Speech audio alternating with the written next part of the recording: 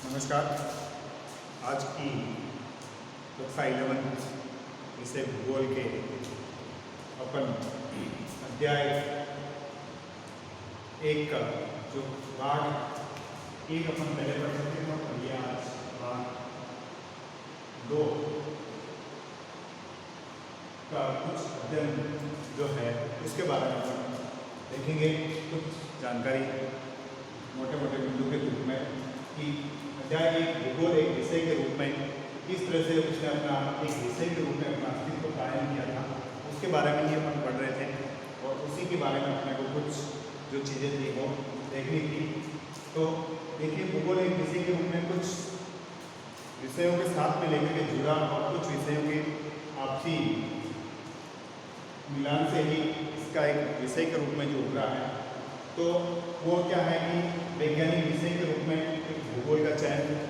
किस आधार पर हुआ है, किस तरह से इसकी पहचान होती है, किस तरह से इसके प्रतिरोध, किस तरह से इसका निर्माण और किस तरह से ये एक अपने आप में स्वतंत्र विषय के रूप में उभर जाती है। तो आज अपन इसी के बारे में देखेंगे कि भूगोल एक विषय के रूप में किस तरह से उसने अपने आप में एक अस्तित्व कायम किया था और किस तरह से वो एक वैज्ञानिक दृष्टिकोण से ये विषय जो उभरा है उसके बारे में अपन देखेंगे। तो इसके बारे में मुख्य रूप से आप देखेंगे कि वैज्ञानिक दृष्टिकोण किस मानक बिंदुओं को लेकर के ये वैज्ञानिक दृष्टिकोण के विषय पर एक भूगोल बना है। तो देखिए, इसमें सबसे पहले आता है क्या, यानी पहचान से जुड़े हुए प्रतिरूप, यानी पहचान के जो मानक है वो किस आधार से हैं भूगोल में और किस तरह से इसने अपने आप में एक भूगोल के रूप में खड़ा करने के लिए क्या वाले प्रश्न, यानी कौन कौन से जो तत्व थे उनसे इनकी पहचान हुई, कौन कौन से इसके प्रतिरूप थे यानी इसके जो रूप थे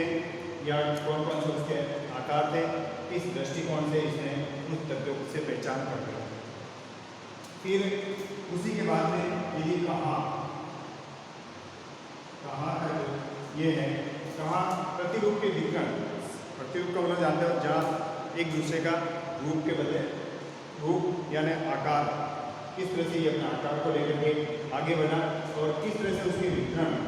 प्रतिरूप के जो विकर्ण थे वो समान थे असमान थे। पृथ्वी पर कई सारी जो अपन विशेषताएं देखते हैं क्योंकि पृथ्वी पर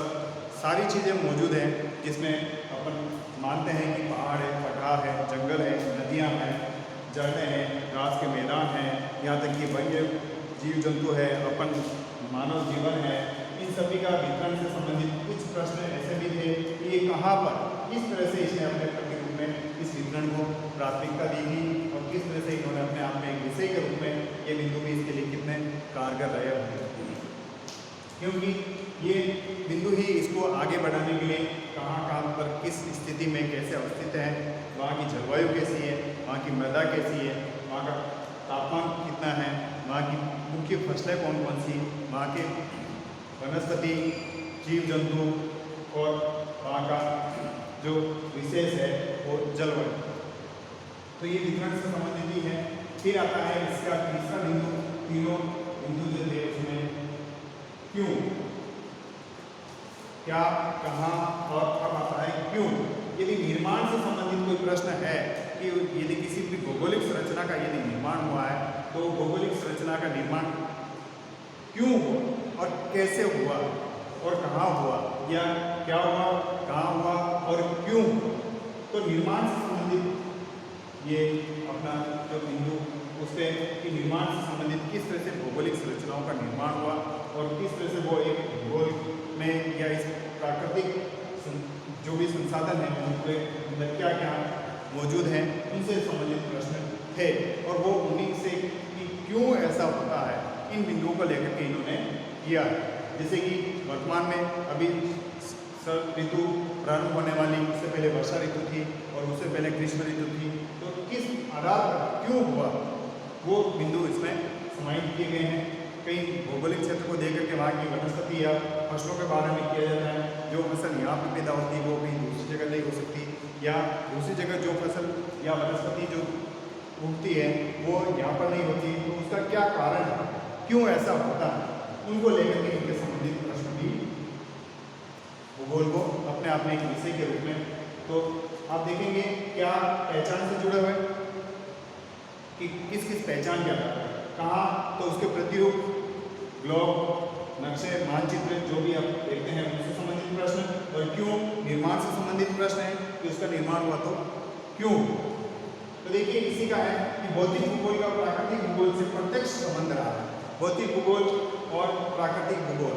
इन दोनों का जो संबंध है वो किस तरह से रहा, क्योंकि प्रकृति की जो भी वस्तुएं हैं वो भौतिकता के आधार पर ही उसका निर्माण होता है, और वो प्राकृतिक भूगोल का उसके जो संबंध है वो उसमें जुड़ा हुआ है। तो भौतिक भूगोल का प्राकृतिक भूगोल से क्या है, प्रत्यक्ष यानी बिल्कुल सामने दिखने देने वाला, यानी जो भी अंतर संबंध है वो इनके बिल्कुल प्रकट होते हैं। तो इस कारण से भी ये एक अपने आप में भूगोल विषय बनने में साबित हुआ। फिर भौतिक भूगोल की सभी शाखाओं, देखिए भौतिक भूगोल की जितनी भी शाखाएं हैं,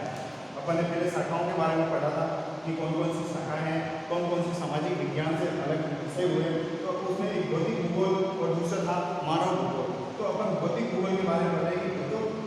भौतिक भूगोल की जो सभी शाखाएं, कौन सी, भौतिक भूगोल की सभी शाखाएं प्राकृतिक भूगोल के अंतर्गत आती हैं। यानी मानव भूगोल और भौतिक भूगोल दोनों ही एक भूगोल के दो अंग हैं, दो शाखाएं हैं, उसमें फिर बहुत सारी शाखाएं हैं, लेकिन यहाँ भौतिक भूगोल की बात की जा रही है कि भौतिक भूगोल की सभी शाखाएं जो है वो प्राकृतिक भूगोल के अंतर्गत समाहित है। और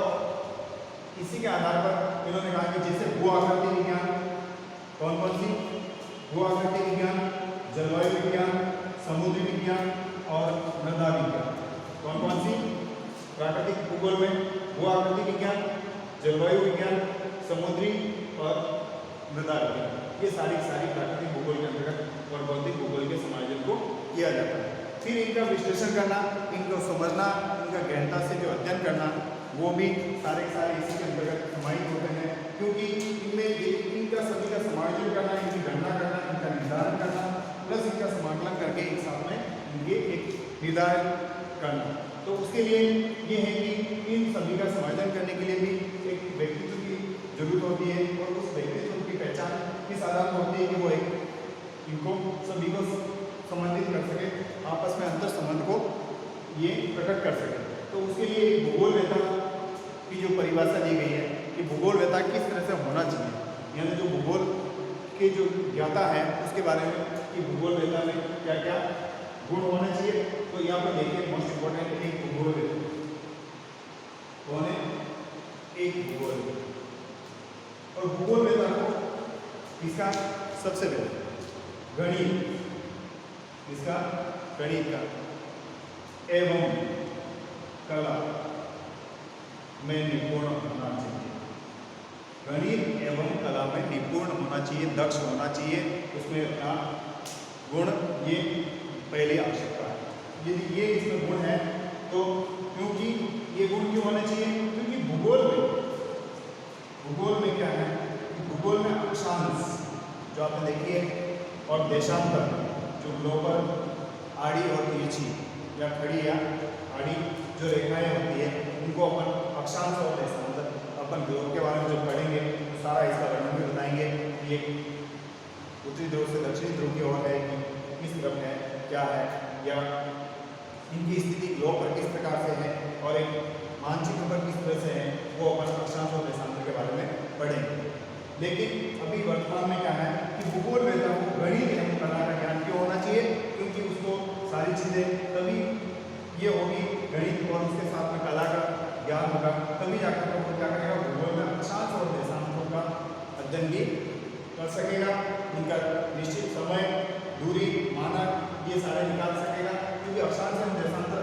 का अध्ययन करना पड़ता है, जिसके लिए गणित का ज्ञान गणित का ज्ञान काफ़ी आवश्यक है, क्योंकि मानचित्र तैयार करने के लिए कला का ज्ञान भी आवश्यक है। देशांतर और अक्षांश इनके लिए गणित का ज्ञान होना चाहिए। दूसरा, मानचित्र को तैयार करने के लिए, इसके लिए मानचित्र को तैयार करने के लिए कला का ज्ञान होना आवश्यक। ठीक है, यहाँ तक भी ठीक है। फिर आता है भूगोल की जो कुछ शाखाएं किस तरह से हुई है, क्योंकि उनका किस तरह से तथ्यों का एक समाकलन किया गया था और भूगोल की शाखाओं में क्या क्या सम्मिलित किया गया था। उसमें देखिए क्रमबद्ध भूगोल और प्रादेशिक भूगोल। क्रमबद्ध भूगोल में भूगोल वेता हमबोल्ट के द्वारा इस क्रमबद्ध भूगोल का निर्धारण किया गया, अर्थात इसकी खोज हमबोल्ट के द्वारा की गई थी। जबकि प्रादेशिक भूगोल इसकी एक भूगोल वेता रीटर के द्वारा इसकी खोज की गई या इसका निर्धारण किया गया। जबकि इसमें क्रमबद्ध भूगोल में हमबोल्ट के द्वारा जलवायु और कृषि को विशेष महत्व दिया गया। जलवायु और कृषि के आधार पर इसने क्रमबद्ध भूगोल का जो अध्ययन किया था इसमें। जबकि प्रादेशिक भूगोल में क्या था, किसी एक प्रदेश के सभी भौगोलिक तत्वों का अध्ययन किया जाता है। इसका किसी एक प्रदेश के सभी भौगोलिक तत्वों का अध्ययन जो किया जाता है वो प्रादेशिक, और प्रादेशिक में जो आप देखते हैं किसी एक विशेष प्रदेश को लेकर के उसका वर्णन किया जाता है, उसका निर्धारण किया जाता है और उसका अध्ययन किया जाता है। फिर इसमें क्रमबद्ध भूगोल में भू आकृति विज्ञान, जलवायु विज्ञान, जल विज्ञान और मृदा विज्ञान, इनका समग्र विस्तार से अध्ययन भी किया जाता है और इसका निर्धारण किया जाता है। इसका जलवायु का और वहाँ पर जो पैदा होने वाली फसलें हैं, वनस्पति हैं, वहाँ की जो जीव जंतुओं के बारे में जो भी है उस जलवायु का, इसके आधार पर भू आकृति विज्ञान, जलवायु विज्ञान और जल विज्ञान और मृदा विज्ञान। मृदा यानी कृषि से लेकर के जल, वहाँ के इस जलवायु से संबंधित जितने भी हैं उसको भू आकृति, जलवायु, जल और मृदा, इन तत्वों को लेकर के साथ इसमें अध्ययन किया जाता है। तो आपने देखा कि वैज्ञानिक विषय के रूप में भूगोल का जो चयन है और कौन कौन से मानक बिंदु हैं जिसके आधार पर इसका चयन किया गया है। तो उसके आधार पर ये है कि भूगोल एक विषय के रूप में किस तरह से,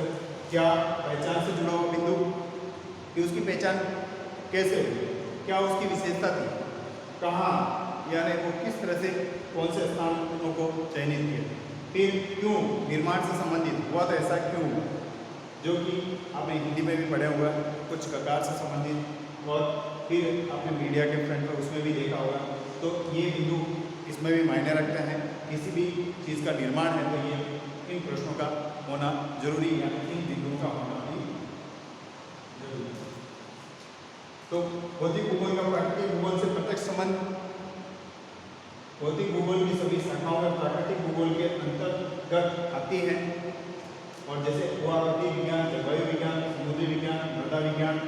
ये सारा होना चाहिए। और एक भूगोल वेता के जो गुण हैं वो भी होना चाहिए। भूगोल वेता कैसा होना चाहिए, इसको गणित और कला का ज्ञान होना चाहिए। जब यदि उसमें गणित और कला का ज्ञान है तो वो गणित के माध्यम से ग्लोब पर जो अपनी देशांतर रेखाएं और अक्षांश रेखाएं हैं उनके बारे में वो अध्ययन कर सकता है। और दूसरा कि वो यदि किसी मानचित्र को यदि उसको तैयार करना है तो उस मानचित्र के लिए उसको कला का ज्ञान भी होना आवश्यक है, तभी जाकर वो एक भूगोल वेता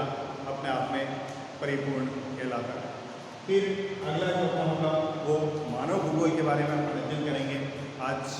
का अपना जो बिंदु है वो यहीं पर समाप्त है। जय हिंद दोस्तों, धन्यवाद।